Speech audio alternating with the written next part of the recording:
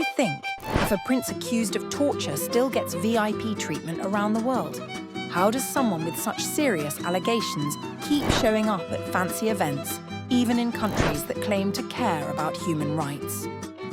Today we delve into the intriguing story of Prince Nasser bin Hamad Al Khalifa of Bahrain, exploring the allegations against him and questioning why he's still welcomed in places like the United States.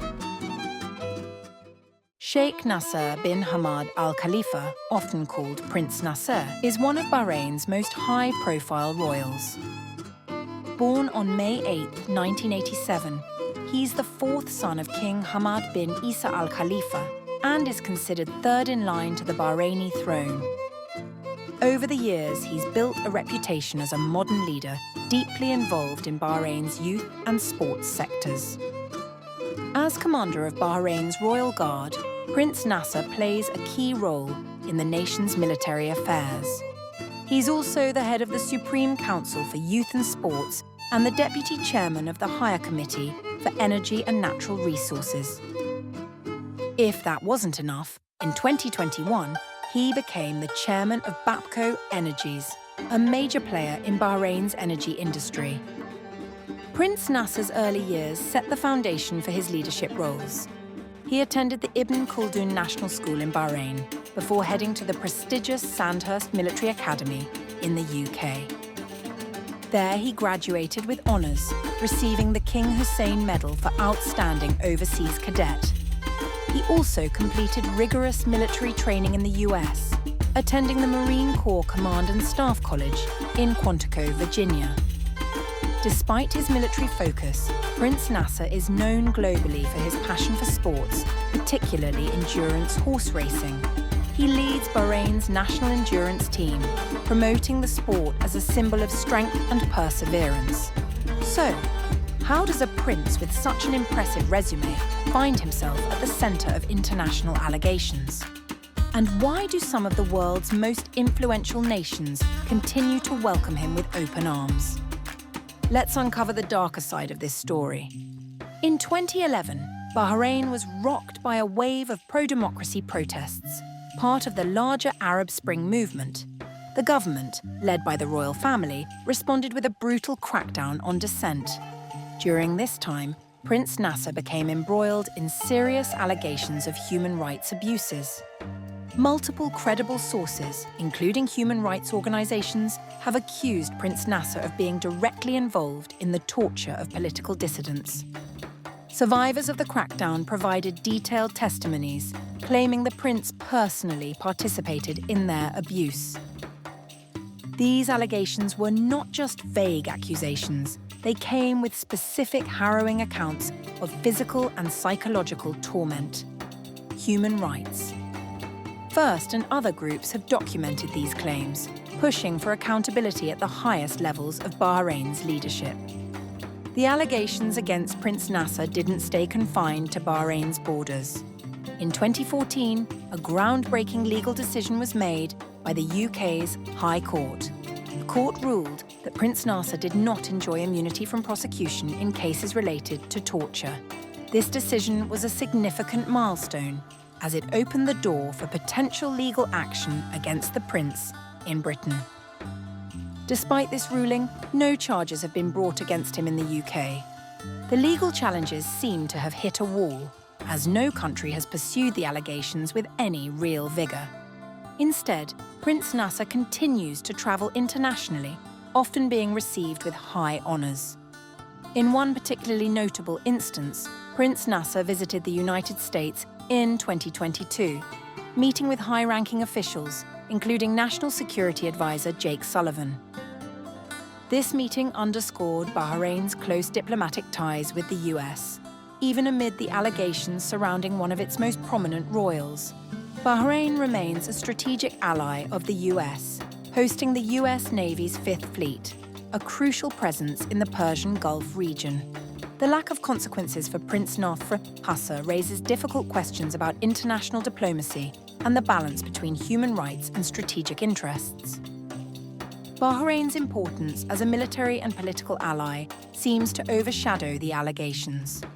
Western nations, particularly the US, appear reluctant to jeopardize their relationship with Bahrain by addressing these claims against a member of the royal family. Moreover, Bahrain's government has worked tirelessly to rehabilitate Prince Nasser's image, portraying him as a modern leader focused on youth and sports. This public relations strategy, combined with Bahrain's strategic importance, has allowed him to sidestep accountability, at least for now. Why does the United States, a self-proclaimed champion of human rights, continue to host Prince Nasser despite the serious allegations of torture tied to his name? Is it about strategy, oil, or something else entirely? There are several reasons to consider when we look into this issue. Bahrain's geographic location makes it an indispensable ally for the United States in the Gulf region. The small island nation hosts the US Navy's Fifth Fleet, a cornerstone of American military presence in the Middle East. This naval base plays a critical role in securing oil shipping lanes, countering Iranian influence, and maintaining regional stability. Any confrontation with Bahrain's leadership could jeopardize this vital strategic partnership. Prince Nasser, as a senior member of the royal family and commander of Bahrain's Royal Guard, is deeply tied to this alliance. Beyond military ties, Bahrain and the United States share strong economic and political connections. Bahrain was the first Gulf nation to sign a free trade agreement with the US, and it frequently collaborates on regional security initiatives. Confronting the allegations against Prince Nasser could strain these relations, potentially causing ripple effects in broader Middle Eastern geopolitics. For Washington, preserving smooth ties with Bahrain often takes precedence over addressing human rights concerns. While the allegations against Prince Nasser are grave, they have not resulted in any formal convictions. Although the UK's High Court ruled in 2014 that Prince Nasser does not have immunity from prosecution in torture-related cases, no country has pursued charges. The absence of a formal international investigation or legal judgment allows governments, including the US, to adopt a stance of presumed innocence, avoiding confrontation over unresolved claims. The United States has been criticized for its inconsistent application of human rights policies, especially when it comes to allies. While Washington often condemns human rights abuses in adversarial nations, it appears more lenient toward allies like Bahrain. This double standard weakens America's credibility on human rights issues and raises questions about the true priorities driving its foreign policy decisions. Bahrain has made significant efforts to rehabilitate Prince Nasser's public image, portraying him as a modern, forward-thinking leader focused on youth empowerment, sports, and national development. These efforts, combined with his role in strategic initiatives, help deflect attention from the allegations, enabling him to maintain high-level international engagements without significant scrutiny. But how does Bahrain manage to deflect such serious allegations on the global stage? And what does this mean for the future of human rights accountability and diplomacy? Let's examine Bahrain's PR strategies and the global response. Human rights groups have consistently spoken out against the lack of accountability surrounding Prince Nasser. Organizations like Human Rights First have specifically urged the US government to take action. They highlight that US laws, such as the Global Magnitsky Act, prohibit entry to foreign officials linked to gross human rights violations. Yet, despite these legal frameworks, Prince Nasser continues to receive a warm welcome.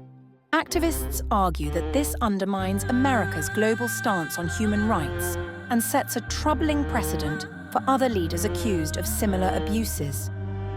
Within Bahrain, Prince Nasser wields significant power as a senior royal and military figure. His influence extends across various sectors, including the judiciary, which is often seen as an extension of the royal family's authority. This centralization of power makes internal accountability nearly impossible.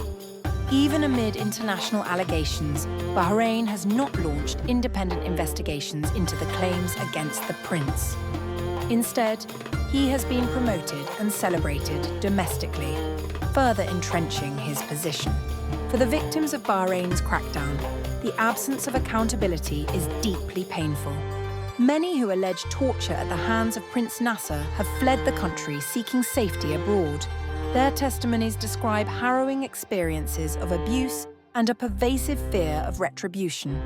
Despite their bravery in speaking out, the lack of international action leaves these individuals feeling silenced and abandoned.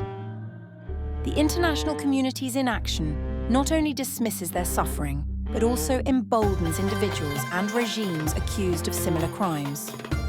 Prince Nasser's case underscores a broader issue in the enforcement of international human rights standards. It shows when geopolitical and economic interests overshadow justice, accountability often takes a back seat. The story of Prince Nasser raises questions that extend beyond one individual. It challenges us to think about the balance between human rights and political alliances, about the power of influence versus the pursuit of justice. Why do some leaders seem untouchable, even in the face of serious allegations? And how do we, as a global community, ensure accountability for everyone, regardless of their title or status? These are not easy questions, but they're essential ones. The victims of alleged abuses deserve justice, and the world deserves transparency. As we wrap this video, let's remember, the fight for human rights is far from over. It's a battle that demands attention, action, and accountability. If you found this story important, hit like to help it reach more people. Share it with those who care about uncovering the truth. And don't forget to subscribe and turn on notifications so you never miss a story that matters. Thanks for watching, and we will see you in the next video.